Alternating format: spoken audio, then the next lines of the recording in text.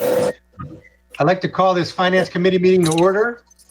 This is during the pandemic, we're trying something a little different. We have a virtual finance meeting and a virtual council meeting with certain members joining on the internet, with other members joining at City Hall. I'd like to thank Jared Fry, Matt Tomac, and Paul Rose, our council representative, for working this out. It seems hopefully it'll work fine and everybody can hear us clearly and be able to respond clearly. The first thing we have is assignment for request for council action. We have 2077 budget amendments, 2078, consider how to handle water disconnects after the ordinance 6220 expires, 2079 bid amendments for the 2020-2021 equipment and general pavement services, 2080 general liability insurance renewal, 2081 2020 remote technology grant project for the municipal court, 2082 agreement with Cunningham and Associates Spring Grove North Broadway bridge replacement, 2083 task order number 4 for Delta Airport Consultants Remark Airfield, 2084 collective bargaining agreement Ohio Patrolmen's Benevolent Association for the patrol officers, sergeants, and communication officers, and 2085 pandemic relief for seniors and at-risk city residents. The first item we have, the next item is 2077 budget amendments. We have amendment 2020-06. Keith? This is a pass through. I don't know if Ed wants to speak to it. Ed? No, he doesn't. All right, this is for $16,784.50 coming through a McDack grant. Any questions? Move to approve. Second. All in favor? Aye. Opposed? Motion carries. The next item we have is 2078. Consider how to handle disconnects, etc. after ordinance 6220 expires. Keith, you submitted this. Yes, I did. Thank you. While I was working on it, ordinance 6220 became somewhat superfluous because the state ordered us to cease disconnects. The ordinance 6220 was to run through, I believe it was June 30th. The state's order is through the current pandemic, so through the current state of emergency. So until that ends, we are not going to be doing disconnects.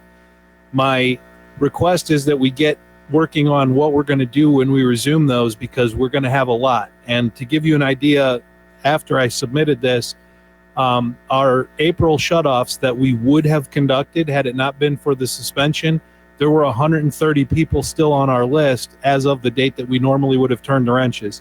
To give you some comparison, we normally shut off about a dozen a month. So it's a whole lot more, and this is only the first month. And also note that we don't shut people off until they've missed 2 consecutive months. So all the people on the list right now missed payments in February and March. February was before this really got going. It's going to grow a whole lot between now and whenever this ends. So I don't know what you want to do. I think that Board of Control's authority to waive penalties should probably be expanded beyond the $200. We haven't amended that in quite some time. And if you want to have some kind of general payment plan that we can do, I don't know. I put it in for discussion to see what you wanted to do. If you want to do anything about penalties, and if you want to do anything on payment plans once we get back to it. All right, thanks. I guess you're right. We should start thinking about this and how we're going to handle it. I guess, we do normally have every month the people who fall within the category of being disconnected without the pandemic. I think we have to be careful and think of a process by which we can go through the individuals being involved to see how we want to handle it. And I think that, we have to go month by month to see when this will be cut off, because there's going to be a lag time probably when the marketplace opens again. There's always going to be probably a 30-day lag to get there. My guess is it was 30 days to get where we're at, and it's going to be 30 days to get out once we open, be all back together and all normal again. So what does everybody else think? John? Yes, Danny. That is a large number, but there's so many people that are laid off now and not working. My suggestion would be, once things are up running again, I would be in favor of not even worrying about the penalties as much as setting up a payment plan to get them caught up to where they're at, where they need to be. I think we should try to waive the penalties I know Keith probably has a list of people that are quite often delinquent, but in this time period that we're in right now, I would suggest waiving penalties and just try to work with them as much as possible to try to get them caught back up. That's my suggestion. I agree. The one thing we should think about, though, wait a second, Paul. The one thing we have to think about, though, is that when we do the repayment program, it has to be probably the shorter of a period of months or until they move out of the house, because there might be some people that may move during the repayment plan, and we just don't want to forgive those people. So we got to come up with a plan of how do you address all the issues that possibly arise, people moving, getting paid back. And I think that we should keep track of the penalties at this point and then make a determination all at once to get rid of them, at least because it's right now, that's how Keith does it. The penalties just accrue. So I'd rather have them accrue. And then when we get to a point where we're going to make a decision about the payback, we can determine what we should do with that. Point well taken. I agree with that. The one thing, I know that there are people on this list for the shut off that had it not been for the pandemic, they would not be on it. There are those other frequent flyers. I think we need to treat them maybe a little differently when we come out of this. When we're setting up the payment plan and looking at the penalties, just to make sure that there are some who aren't taking advantage of us and the current situation. You know, just to be fair to everybody, those who are the exceptions, we need to treat them as such. Okay. Anybody else? When we work out the Mayor, what do you details think? of the- I can defer until Jess is done. Oh, thank you, Mayor. Okay. When we work out the payment plans, is that something you want the Water and Utilities Committee to work on? Do we want to work on that as a council? Do you want the committee to come up with something and present it to council? What do you want the Board of Control's role to be in this? Well, I think it all depends on when we get back together and you're able to have meetings with those people. I think since this ordinance goes through the end of June, I think in May, we should be able to have meetings at least again. And I think that you might have a good idea just to get more input from the various residents that are on the Utility Rate Review Committee or whatever committee you want to put, the Water Committee, just to get a little bit more input, because that'll give us a better chance to give an informed decision. Mr. President. Yes, Mayor. So I guess what I would recommend is if each of the respective council members wants to send Keith and I their recommendations, we can see how many of those we can do our best to incorporate.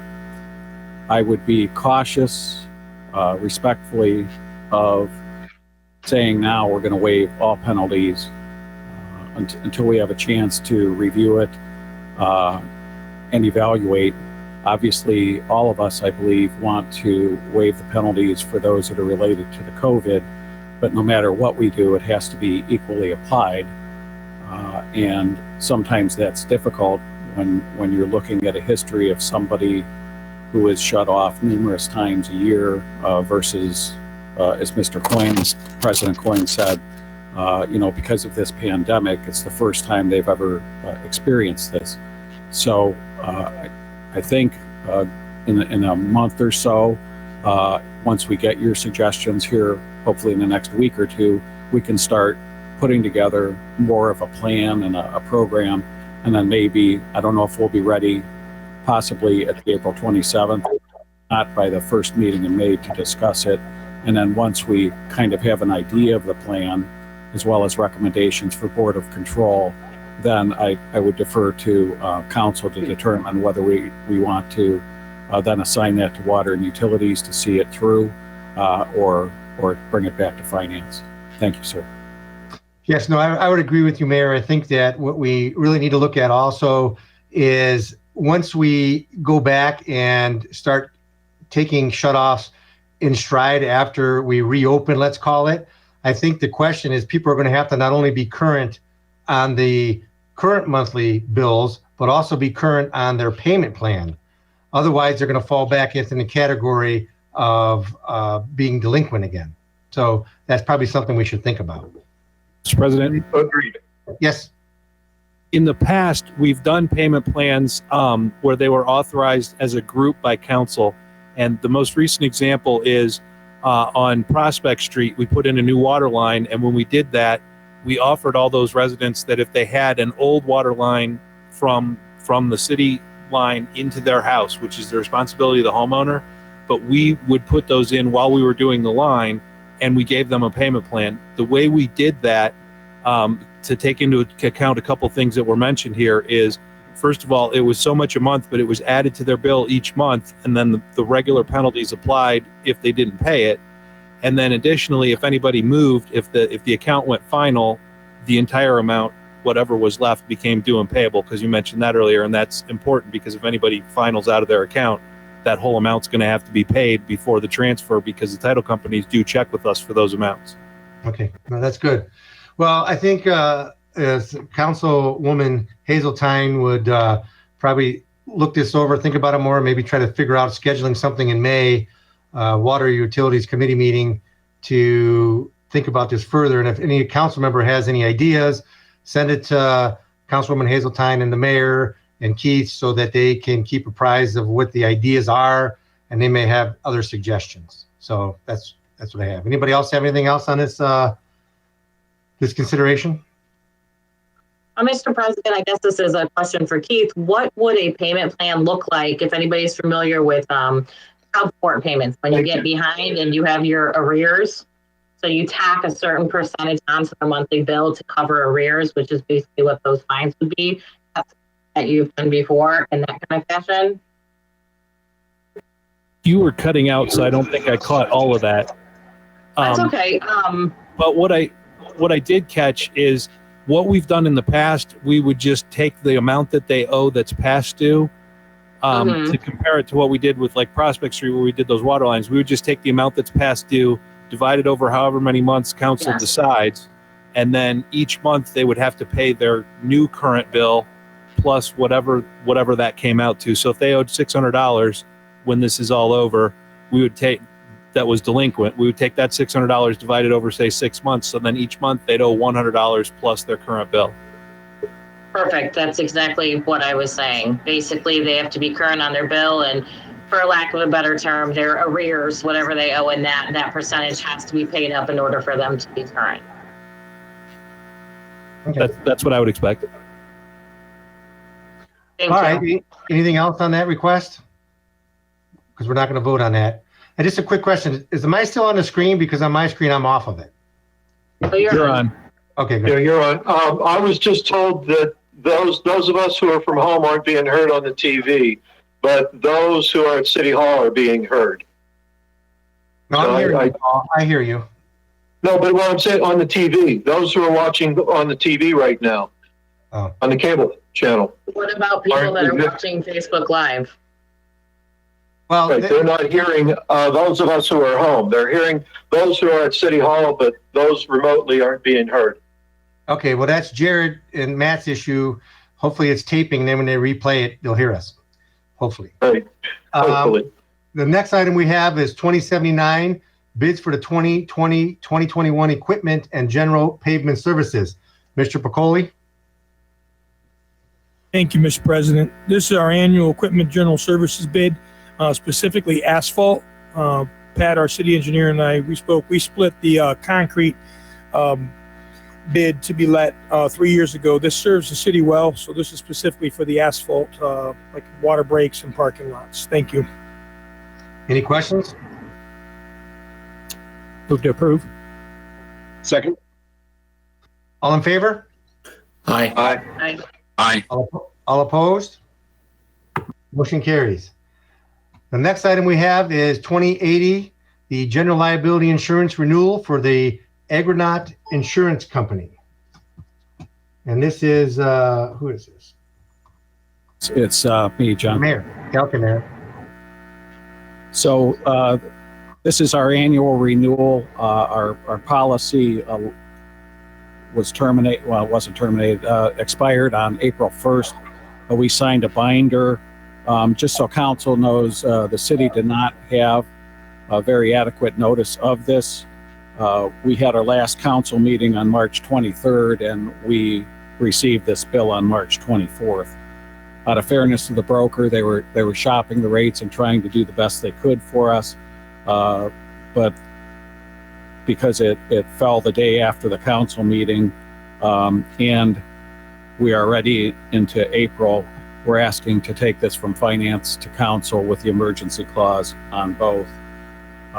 The city saw a 34% increase, the most of which was just the market today.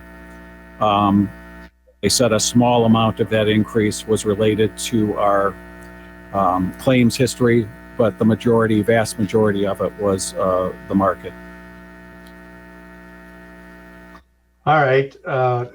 I guess that's a little disappointing. I hope it doesn't go up another 34% next year. There's really nothing we could do about it, and I'm glad they got what they got, and it wasn't higher. So anybody have any questions? Approve with the emergency clause. Second, including the emergency clause. All in favor with the emergency clause? Aye. All opposed? Motion carries. The next item we have is the grant 2081 grant application 2020 remote technology grant for the municipal court. Who's handling this one? I guess I will. Okay, Mayor. No, that was me. Okay. Me is Keith, sorry. Okay. We can't tell. You're so tiny on our screen. I know, I can't see who's speaking. It sounds all the same to us. Thanks, Keith. Okay. I think they already got this because we got a check from the Ohio Supreme Court today. So this is to approve the grant. But did they turn in separately a request to authorize this purchase from Stepmobile? Because I don't see it, and that $22,000 they'd need to go to finance, wouldn't they? Yeah, I don't see it. It wasn't on Board of Control, so it should be here. But I think they're asking you to approve the grant and the $22,314.91 to this Stepmobile. There's an invoice within this packet. All right. I guess it's fully funded by the grants, which is a good thing. So there's not much we need to do about it. Is the emergency clause requested? or no? John, Yes. we just got notified that Cindy's going to come over from the court to talk about this. So if you want to table this and move on, we can come back to it when she's here. Okay, we'll table this for a little bit, and then she can tell us about it. 2082 agreement with Cunningham and Associates, Spring Grove North Broadway Bridge. Patrick? Thank you, Mr. President. As council knows, last year we applied for and were successful in getting a grant from Ohio Public Works for the replacement of two bridges, Spring Grove and North Broadway. We went through a qualification-based selection process as required by the state. And after that process, we'd like to recommend Cunningham and Associates to be the design consultant for these two projects. The grant itself will pay up to 64% the cost of the project to a maximum of $477,979. So our share would be the 97,900?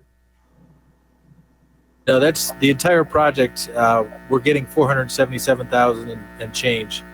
The grant will pay 64% of any of the bills that we get. I'm just trying to look at what our share, the entire project's 477, 64%. So I guess it's like 200 and some, or 180,000 or something. Is that right? $477,000 is the grant amount. So that's the 64% that the city or that the state is providing to us. Oh, okay. 36% on top of that share will be. So what is that number? I don't see it on here. I don't think I gave you that number. But this has an estimated cost on here of 97,900. That's why I asked. That's what's confusing. That 97.9 is the Cunningham's fees. So basically, for this particular portion of it, the city will pay about $34,000, and the grant will pay about $63,000. Cunningham's. Okay, I didn't know if that was included in that grant or not, but it sounds like it is. Any other questions?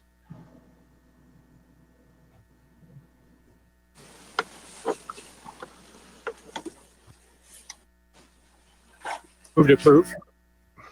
Second? All in favor? Aye. Aye. All opposed? Motion carries. Next one we have is 2083, Mr. task order number 4. Mr. President, Delta Airport Consultants Remark Airfield. Patrick? Thank you, Mr. President. This is a grant we've been through before. It's from the state of Ohio. It's part of the crack sealing and remarking the airfield project. The state is paying 95% of the cost of this. This $25,000 task order is for Delta to do the construction administration for the project. And as I said, our share is $1,250. Questions?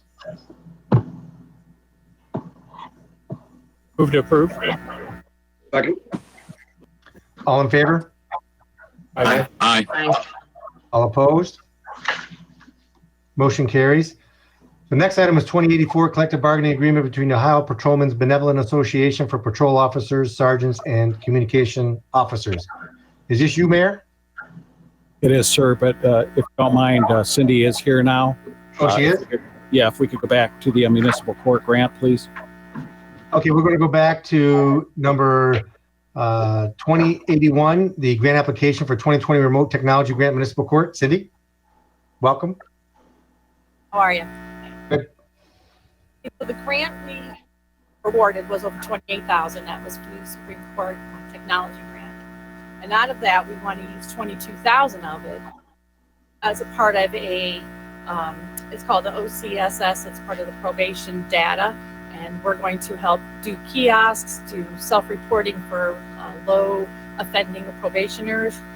We can be able to do remote interviews with our probationers and our probation officers. So the grant is $28,000. We're asking the $22,000 of that money that we receive to be used for OCSS, and another about $7,000 to use for laptops for our probation officers. The question we have that Keith brought up is that there's supposed to be a request to spend the funds, a purchase order. Did you put one of those together yet? No, I will do that. I didn't realize that we needed to do that, so I will make sure that I will submit that. So Keith, I don't think there'll be a problem for us approving this subject to the purchase order, so both are approved at once, correct? You can go ahead and approve the acceptance of the grant now, and then the purchase order will be separate. It won't need to go to council, just finance committee. Okay. And I assume we need the emergency clause since this is happening now? Right, we just we just received the money today, and the money expires November 30th. We have OCSS, a quote that's only good for until the end of May, so we kind of want to move on this as quick as possible. Okay, thank you. Mr. Shields? Make a motion then, emergency clause to accept Ohio Supreme Court for the Medina Municipal Court. A second includes the emergency clause? Any further discussion? All in favor? Aye. Aye. All opposed? Motion carries. Thanks, Cindy. The next item we have is the collective bargaining agreement 2084 between Ohio Patrolmen's Benevolent Association, patrol officers, sergeants, and communication officers. Mayor Hamwell? Thank you, Mr. President. So the city and the 3 police unions were in negotiations, and we ended up going to fact finding, and the city accepted the fact finder's report, as did the 3 unions. And as a result of that, the contracts are now in front of you. What they are, just kind of in a Cliff Notes version, is a 2.5% raise in 2020, a 2.5% raise in 2021, and a 2.75% raise in 2022. This is the exact wage package that was presented to the Teamsters. The shift differential was raised from 35 cents per hour to 50 cents.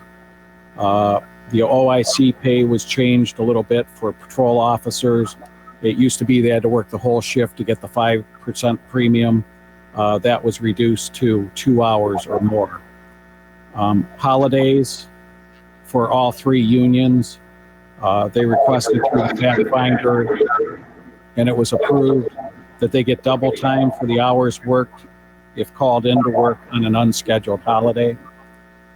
The educational benefit, we already had a 2-year associate degree in criminal justice and a 4-year degree in anything that they got a stipend for, and they asked, and the fact finder approved an honorable discharge from the military after serving 3 or more years.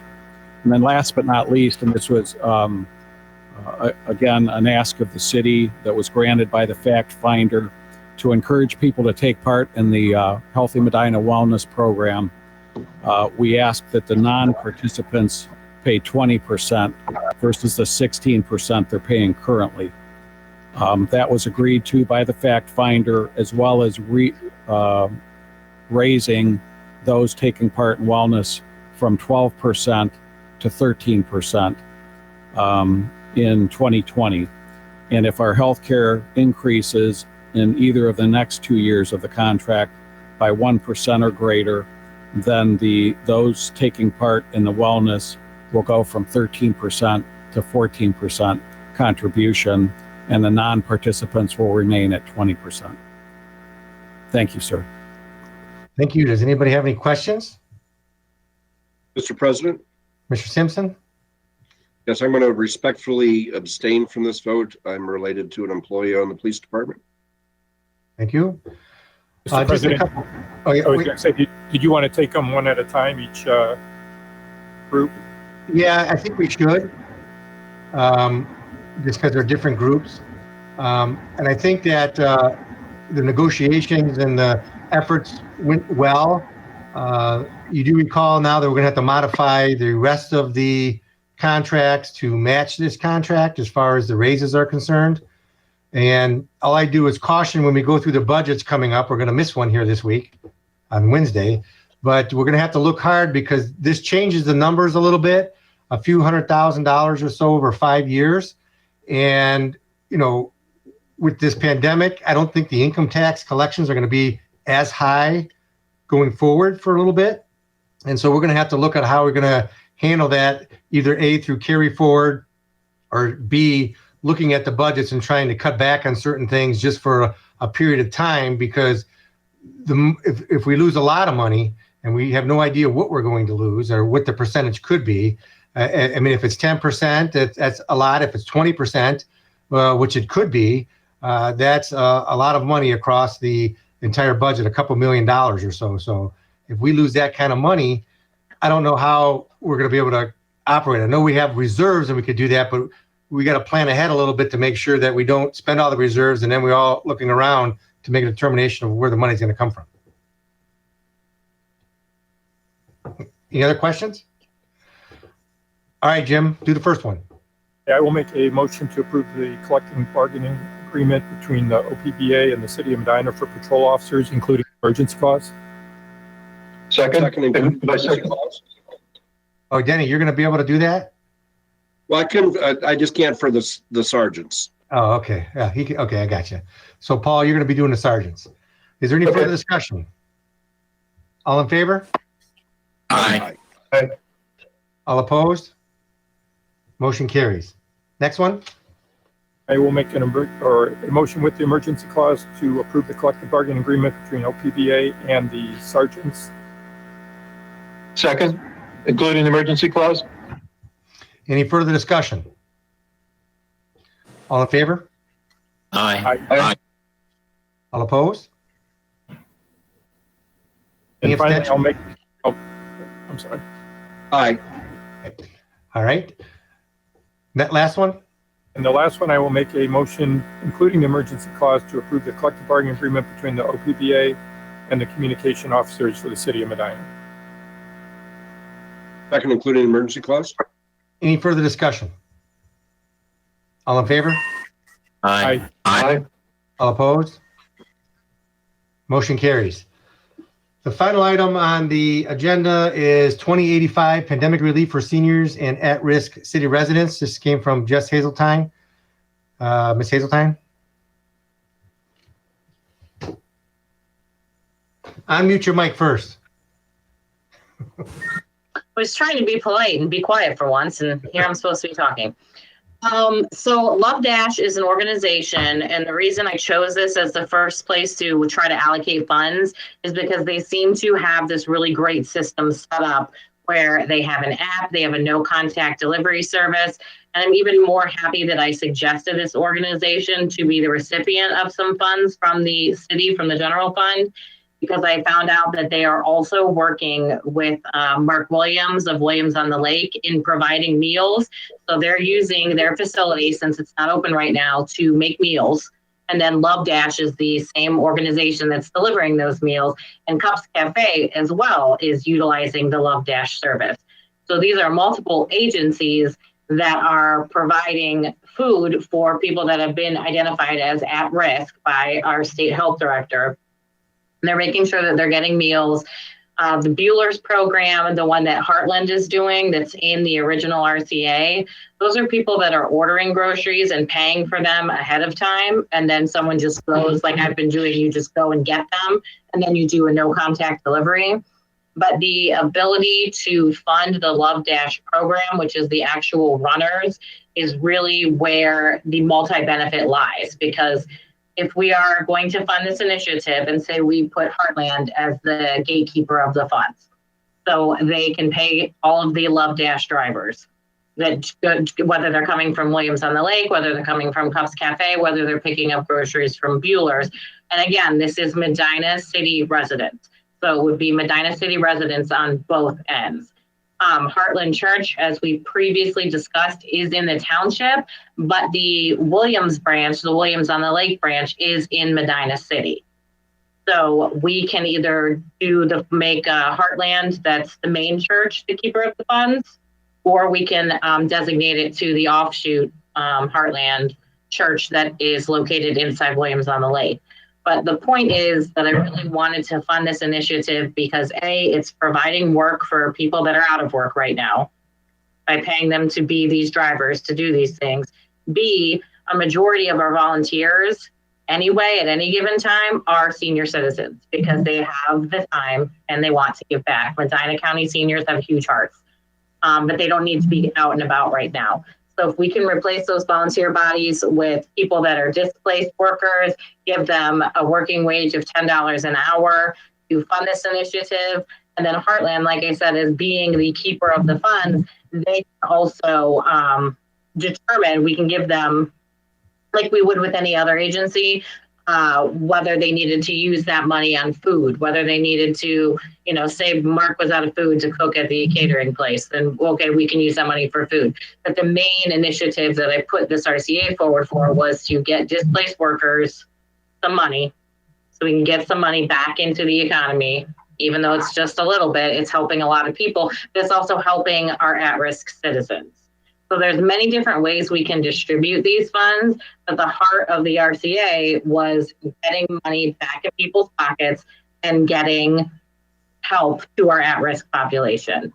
So I chose Heartland Church to be the keeper of the funds just because I had observed their program and how they were doing this Love Dash driver service and how well run it was. They seemed like they would be the best agency to kind of monitor these funds. And again, like I said, it would be Medina City residents only, and it would be up to Heartland as the keeper of the funds to, just like a grant, keep track of where this money's going. Is it spent on Medina City? And we can disperse it in small amounts because we don't know how long this pandemic is going to go on. But what I'd like to see is, as we discussed, small disbursements up to the amount of $10,000.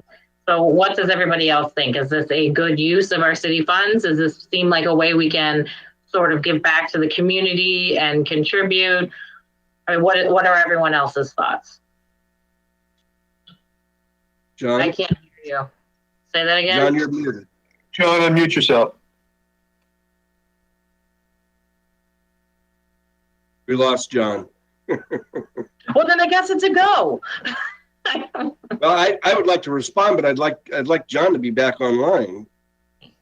So we'll wait a second to see if.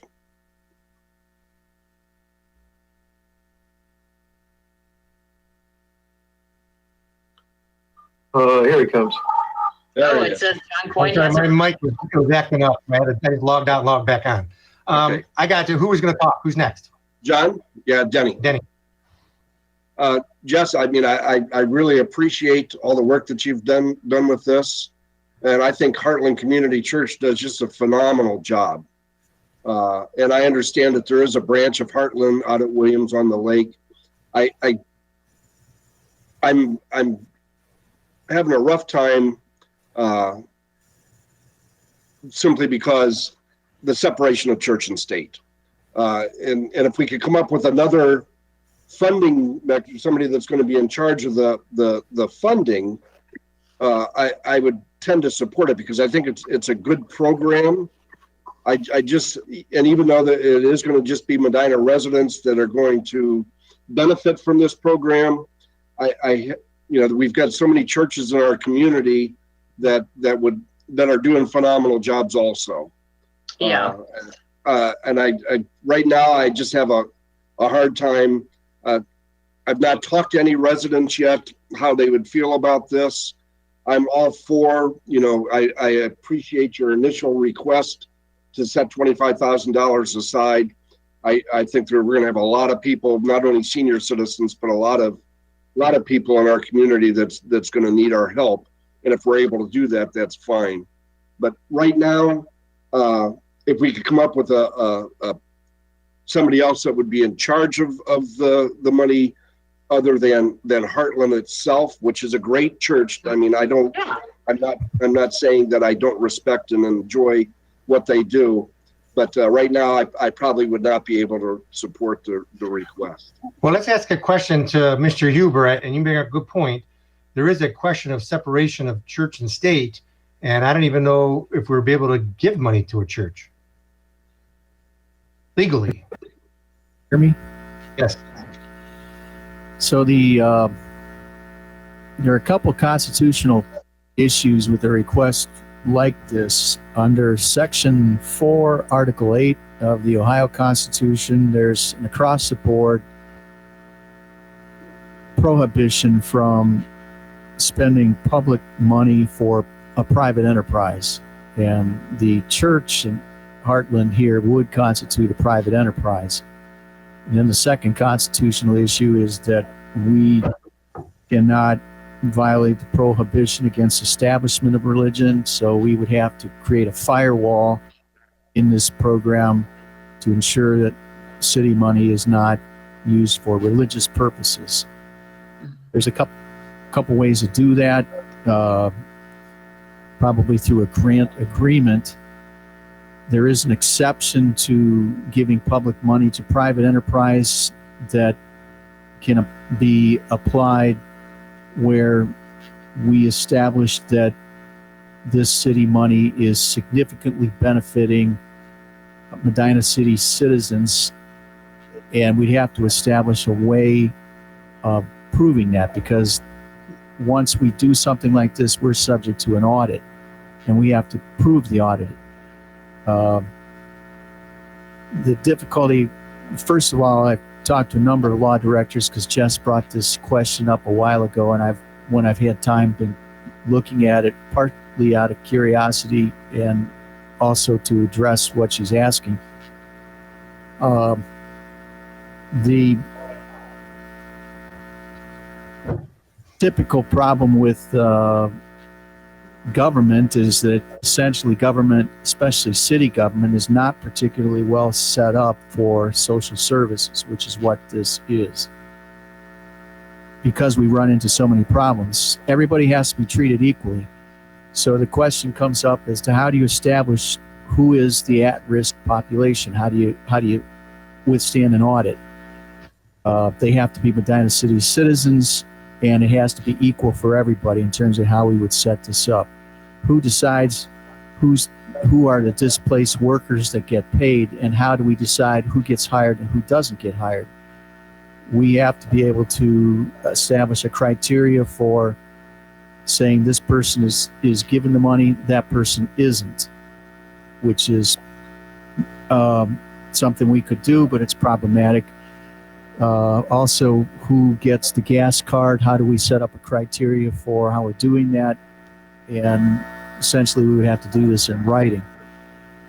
So, also, the church would have to keep records to establish how they're handling this program if we were to do it through the Heartland Church.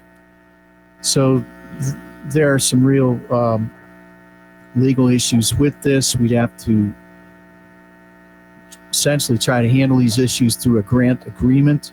The church would have to provide some additional details as to how they're going to administer this program, how they're going to hire, who gets money. Then they have to have essentially a basis for establishing what they did in case an audit occurs or we draw a taxpayer lawsuit for how we're handling this money. And essentially, we have to show most primarily that this city money, because this is only a city jurisdiction, is primarily benefiting Medina City citizens. We're not taking Medina City money and giving it to the general population. We are not the state. The state can do that. We can't.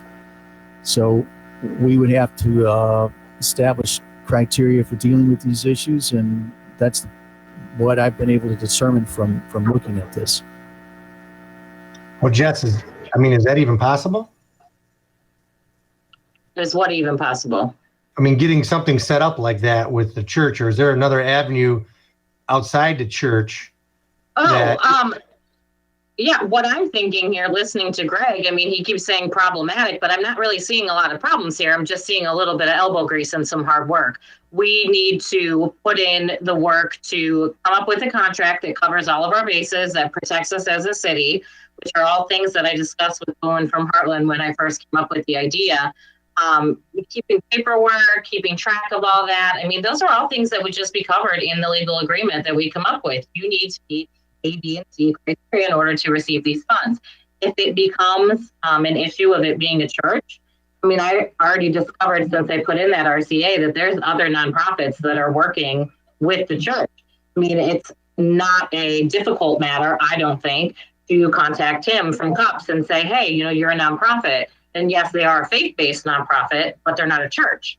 So, hey, how do you feel about being the keeper of these funds? Because you're involved in this project too. There's many key players that I've discovered since I put the RCA in, but there's a lot of 501c3s that we can tap to be the keeper of those funds.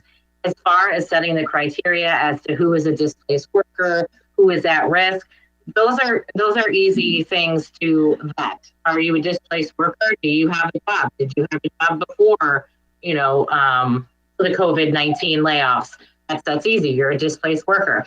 How do you identify an at-risk person? Well, Dr. Amy Acton's already done that for us. We just follow her criteria, and that's how you determine if a person is at risk. And I'm not seeing anything that can't be worked around. Well, I know that we have a group of people that we already know that probably fall within the at-risk category in the city by the snow plowing program. I would assume that most of the participants in the snow plowing program are either elderly or disabled, and that's why they need the snow plowing program. Yeah. So that's one of them. I've always been hesitant, and I voted no against giving money to nonprofits. But since we started it, we've set a precedent. And so I don't know how you pick and choose which one to give to, because we've been giving it to them. There's three or four of them that we give money to, and that's something we've done. And I don't like it, because I would have said no, but we're down that path already. Well, no one could have John, anticipated. President, Yes, Paul? when it comes to the SPCA and the Office of Older Adults, those were quantifiable services that were given to the city or city residents, as the case may be. It wasn't something that, today we had 6 deliveries, tomorrow we have 17 or whatever. And with going to people who may also be collecting unemployment at the same time. We don't know that. But I really think we should tread lightly here in this particular case, as far as giving city monies going to this. However, having said that, I am totally open to opening up my checkbook personally and contributing money to this, and leave the city money as we originally intended to help those businesses and other organizations that are in an emergency need. And this here, it doesn't sound to me like it's an emergency need for this group.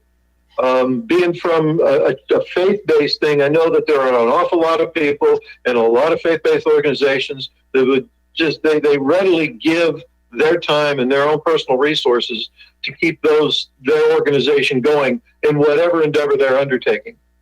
And that's where I would be perfectly open, and I would ask that all the council members and everybody on this call here do the same thing. Open up their personal checkbook, and let's leave the city funds for the true emergencies, where they'll do more quantifiable good to the city. Any other discussion? John? Oh, Bill? Yes. I think this is an immediate emergency, and maybe it's not exactly quantifiable, like, how many dead animals did you pick up off the street, or how many underfed dogs did you save? How many meals did you serve at, serve the seniors at the senior center? It's not quantifiable, maybe like that, but I think that the idea is of serious importance to people who are homebound. A lot of people that are homebound alone, that are older, that are at high risk to leave or maybe can't leave their home. And there does need to be more volunteers engaged in this service of food delivery. And I most like the idea of, truthfully, whether you're on unemployment or not, unemployment doesn't really come close to covering what most people made when they were working. And so the extra money I saw as a benefit, because the church, through their, they would be able to identify people that it could be of a big boost to, that $10 an hour. And at the same time, it would play out as a it's a life-giving service to folks that are homebound and people that are at risk. If you consider like how most of us have felt who have been quarantined and inside with, maybe we've been with a spouse, maybe with our children, like Councilman Heffinger. But if you're alone, I've thought a lot about, if you were alone and you are quarantined and you are older and you are fearful of the grocery store, or you can't get out, I think these are great services. And I think that what we ought to do is find a way to work around this question of, is it appropriate? And I guess I don't really see, Greg Huber, the difference between using a church as a pass-through, because aren't churches nonprofits? It's it falls within the definition of a private enterprise as the Constitution defines it. So what I'm saying is we just have to draft a carefully written agreement, and we're going to have to establish that the benefit is primarily to Medina City citizens. Otherwise, we won't withstand taxpayer scrutiny. And we have to have an auditing procedure that we can do that if we have to. Well, the one question I'm thinking of... I think further that, because I looked at the church too. I think as Councilman Simpson said, it kind of threw what might be an obstacle in, because the church would be the pass-through. But on the other hand, it's not part of the separation of church and state. It has absolutely nothing to do with religion. It just has to do with the church being the place for the money to pass through, and be required then, like we do with the SPCA, that they have to account for the money, where it was spent, who it was given to, and that I think is just paper keeping that they would be responsible and they could do. I think the other end of it, though, is the benefit. You know, if you can get through this, put this together, then I think there's great benefit twofold. One, for the people that have the opportunity to make an extra $10. Secondly, and more critically, for the people that would like to have the food and like to have the service of the food being delivered. So I'm for it. I mean, my name, I think, is right. My name, I think I Yes, joined. your name is on the RCA. Well, Pandemics- the one question I have is that we kind of know who's at need, because Keith earlier told us there's 170 households in the city that have shut-off notices. So we know that there's a group of people, now it's not all of them, but there's a substantial group of people out there who are definitely affected. And I don't know how you figure that out, but you have a list of people right there to make a determination of who's really at need in the city of Medina. Mr. President, Yes. here's the way that I'm equating it in my mind here. Okay, so we, as you mentioned with the SPCA, so they deal with a problem that the city does not have the resources to deal with. It's primarily what we discussed last, rodent control, animal control, things of that nature. So do we have the staff at the city to just identify these people in need and then go help them get groceries? Or is it more beneficial to us to leave that up to Heartland or whichever organization we choose? Just as we task the SPCA with identifying where the problems are, we task Heartland or whatever organization with identifying those people in need. I mean, I guess my next question is it a reimbursement or is it money up front? Do they go serve the person and buy the groceries and then they say, okay, here's the address, I bought the groceries for, here's the amount of the groceries, please reimburse me this amount?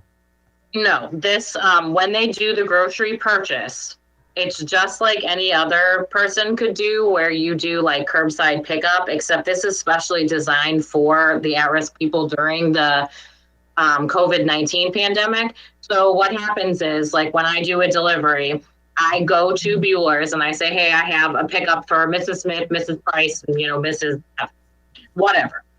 And that person, all those people have already called ahead, done their grocery shopping online, paid for everything. And my role is to go and get them. And Bueller's has it wonderfully set up where they have everything separated for you. They have the receipts.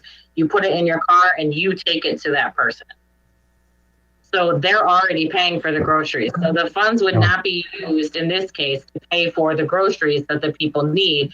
It is to pay someone to deliver them. And that's where the part that Mr. Lamb and I really got excited about was that we're paying private citizens, people that are underemployed, displaced workers, to provide this service. So it's benefiting two people instead of just one. Jess, I have a question for you real quick. Yeah. I know that Target, Walmart, Bueller's, Aldi's, Giant Eagle, they do home deliveries. Now, I don't know if they charge for that or not. They do. The other thing that Bill mentioned, when hiring people, if they're getting unemployment, $10 an hour, even if they only worked 10 hours a week, would drastically affect their unemployment status. It may not cut them off unemployment, but it would reduce what they're getting by unemployment.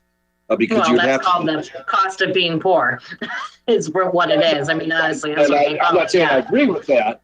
I'm just Yeah. saying, that might be if this would pass, that might be something to consider, because somebody that's already getting unemployment benefits, I don't know if it's dollar for dollar that it would be reduced, but it almost would be better to be set up for somebody that's not receiving unemployment benefits that are really in that in-between line where they're not getting any benefits. So, like I said, I like your program. Yeah. I still, if you could get somebody else other than the church to be in charge of the funds, like I said, I'm just a strong believer. Even like I said, I respect all the churches in the city of Medina and outside the city, including Heartland. They do a wonderful job. Yeah. And Williams on the Lake and Cups Cafe, they do a wonderful job. But that separation of church and state, I still have a problem with. So And I completely understand that. I'm not even religious, and I signed up to do all these things for all these churches. So it's ironic that I'm asking for money for the church. But I tried to think of a way we could utilize funds that we had talked about separating in the best way to benefit the most people as possible. And that's why I brought it to you all. You guys are my teammates. You are how we get things done. We all work together and we figure it out. And that's kind of what we're doing right now.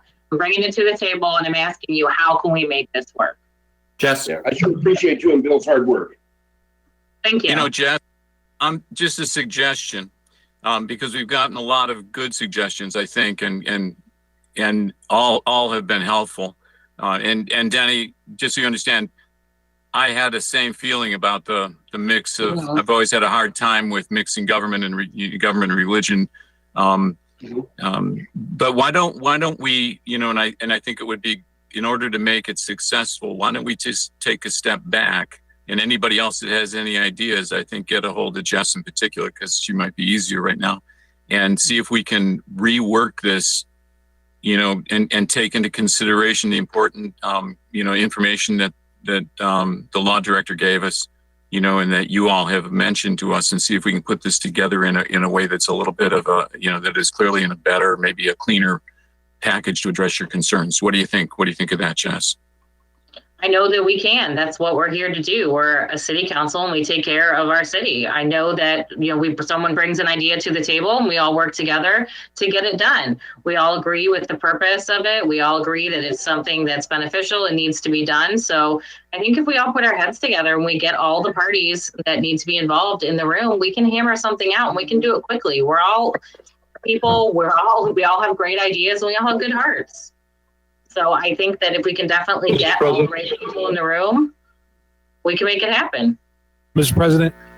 Yes, Keith. Thank you. Who's talking?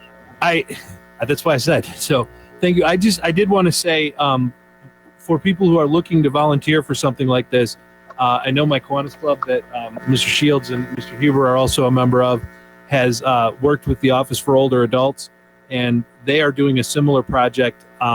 We go to Bueller's and we pick up the groceries that the high-risk people want. When we get to checkout, Bueller's calls them so that they can pay over the phone, and then we take the groceries to them, and it's no contact delivery. We drop it off on the front porch, leave their receipt and their groceries there. And I wanted to put this out there because anybody wants to volunteer to help out the Office for Older Adults with this, their phone number is 330-723-9514, and I know they're still taking volunteers to do this because they have a lot of people doing this. I have a couple of couples that I'm picking up groceries for every week, and anybody else that volunteers can maybe get me down to just one a week. That'd be great. Paul, you have a question? Thank you, Mr. President. This question is Jess. Who's currently funding this Love Dash? The Love Dash, the people are not getting paid. It's all volunteers. Okay, so it's all volunteers now. Mm-hmm. It's those small initiatives that you talked about, churches getting together and pooling their resources. And the key piece that appealed to me so much when I thought of it was, I thought to myself, okay, well, I'm volunteering for this because I'm lucky enough that I still have a job. But there's a lot of people that don't have a job that could fill these volunteer positions. And like I said, the other thing is the volunteers, I've worked with them with the Legacy Leaders Program. Our senior population in Medina City is so giving and so generous, and they just want to be out there and help. And those are the at-risk people that don't need to be out volunteering right now. They're the ones that... Being one of those 65 and older, I understand and I agree. So who came to you and asked you for funds then for this? Nobody. So this was just... you thought that the organization needed to pay their volunteers. Is that the crux of it? Absolutely. Okay. I saw a need in the facility, in the community, and I saw a way to help two groups of people. And that's what I came up with. If people are willing to volunteer, absolutely they can still take volunteers. But we as a city have funds that we can give them. This is our job, is to help stimulate the economy. You can shake your head if you want, but how are we going to get money back in these people's pockets? It's And that's not, why this type of organization here, I have no problem at all. Open up my personal checkbook and I ask anybody else on this call hearing this to do the same and help this organization out. I just have a problem with giving city dollars to an organization that is currently being run by volunteers and then going to pay them. That's where I think we have to really look at that long and hard. Thank you. Eric, you look like you had something to say. Well, I was going to ask how much we're looking at putting up for this. Obviously, not the entire fund that we've started so far, but what were you looking at? I had initially asked for it to be capped at 10,000, given in increments of, I don't know if I included this in the RCA, but given in increments of $2,500 at a time. I guess I just have to see what Paul's talking about, the quantifiables a bit. You know, can they track these things? And obviously, I think you can. You can have the addresses of where they go. Absolutely. Right. So, I mean, I just go back to the idea that we just need more of a formalized plan. And I think the city should step up, even if it's in small ways, even if it's, not the full 10. But I think there's a lot of things that we can start doing to prove that the city is behind these initiatives. Absolutely. Thank you, Eric. And that is just a matter of Mr. Huber drawing up an agreement that covers all those bases that we talked about. Here's a question. That's so easy. Here's a question. That's what lawyers do every day. I think We call on you, Jess. We're doing this together. I understand. Hey, that's fine. That's what I was elected for. That's what I'm here for.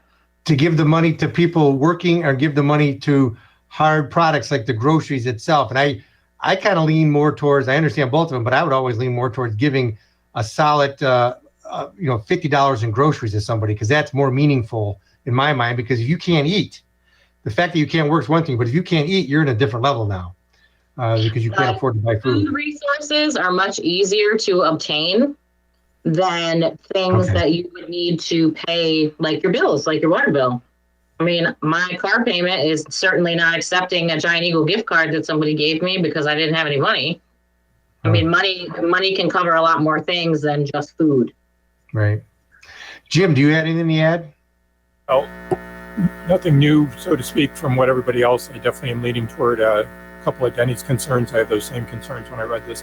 But I do want to go back to the water bill, because maybe we need to start thinking about that. We're coming up with some kind of plan for those that are going to be late on their water bills or can't pay, and the fees and things. And maybe some of this money, there's a quantifiable need when somebody can't pay their water bill and we know they're city residents. So I just want to caution, maybe we need to use some of this money toward a project like that. We normally assess about $10,000 to $12,000 a month in penalty. So you have a quantifiable number there. If council wants to look at doing something with that, that's the normal number, and it's going to be a lot higher as we move forward. Well, I don't think it's more the penalty, Keith. I think it's more related to the cost of the water. Because the penalty is something we add to it, but the cost of the water we have to pay for as a city. That's what I was thinking too, John. And that goes up July 1st, just so everybody remembers. Well, I think Jess, if you put something more definitive together and maybe work with Mr. Huber, and I think you got everybody's kind of input about what they would like to see.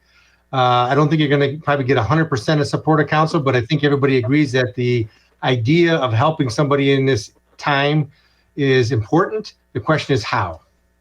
Exactly. And this was my initial idea that I brought to the table.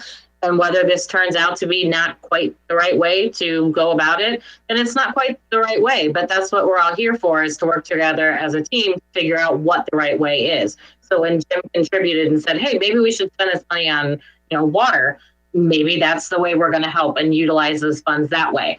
My ask is that, okay, this is one way I thought of. What do you guys think? Oh, you think we could use it better on the water? That's fine. That's great. Let's do that.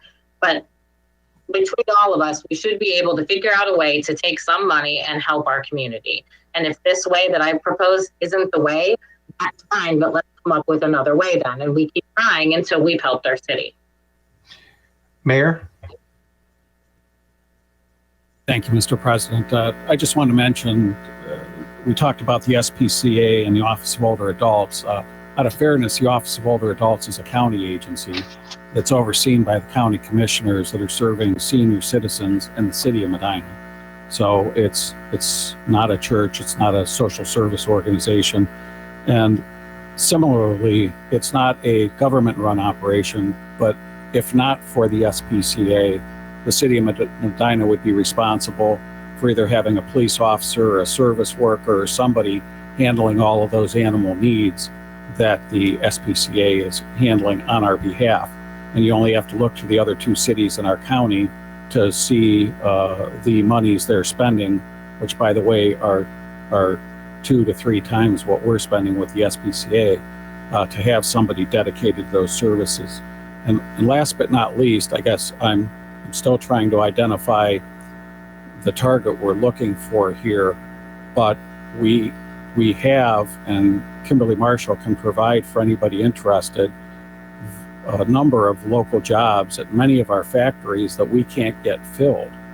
And they would love for people to come in, even if it's for an interim period until their job gears back up, just for the fact of not being able to meet demand, as well as, by the way, they're having some people out sick too and need to fill those voids. So there are jobs available if folks are interested in those. Thank you. All right. Well, I guess, Jess, you have anything else to add? Just real quickly. So I guess, I was gonna, go ahead. That's my I was just going to augment. Go ahead, Jess. My takeaway from this conversation that we've had here is basically just, do we want to work on something like this, funding something like this, or do we think that our efforts and our money would be better spent working on another initiative? Because yes, it's a good idea, but that doesn't mean that it's the idea that we fund. So the takeaway from this conversation before we do anything else is, as a whole, do we want to continue trying to make this idea work, or do we want to concentrate our efforts on making another idea work?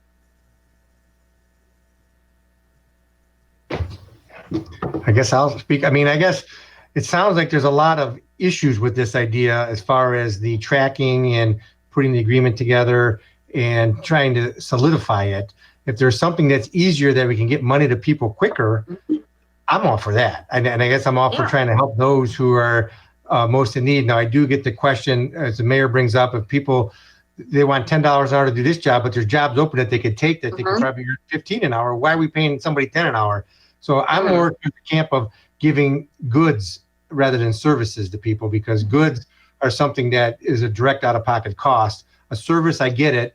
You need a job, but it sounds like there's jobs available. Maybe not everybody can do, but they're available. So that's just my 2 cents. Yeah, and that's what I'm asking. I want to hear everyone else's opinion too. I mean, it will take work to get this particular RCA I submitted done. Do we want to put the work in there, or does someone else have an idea that we can put the work in and it'll get done faster and help more people? I kind of lean towards Jess. Like I said, I respect you and Bill for all the hard work you did on this. Again, right now with Mr. Huber's comments, even though it could be worked out, I still have the church separation of church and state.